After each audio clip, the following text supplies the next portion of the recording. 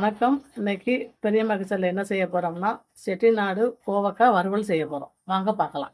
அப்புறம் அதுக்கு தேவையான பொருட்கள்: காஞ்ச மிளகா 5, உளுந்தம் பருப்பு 2 ஸ்பூனு, இந்த ஸ்பூனுட்டு. தனியா 1 ஸ்பூனு, கடலை பருப்பு 2 ஸ்பூனு, புழுங்கல் அரிசி 1 ஸ்பூனு, சோம்பு 1/2 ஸ்பூனு, 4 பல்லு பூண்டு. எண்ணெய் ஊத்தாம வறுக்க போறோம்.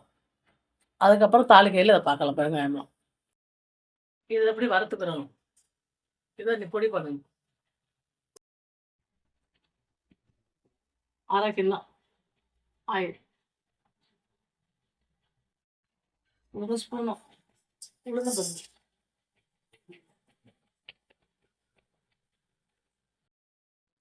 கடுகு உளுந்தம் பருப்பு கொஞ்சம் நிறைய போடணும். கடுகு அடிக்கிறது நல்லா இருக்கும்.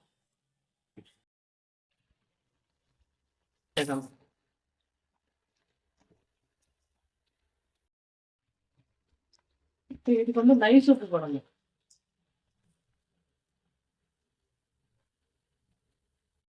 பூண்டு 4 பல்லு நச்சது, மஞ்சத்தூள் 1/2 டீஸ்பூன்,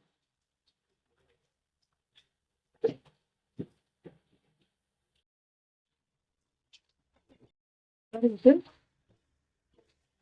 நல்லா மூடி போட்டு வேக வைக்கணும்.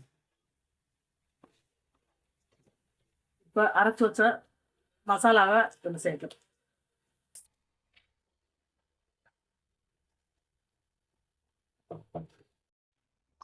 கிளறி விட முடியாது.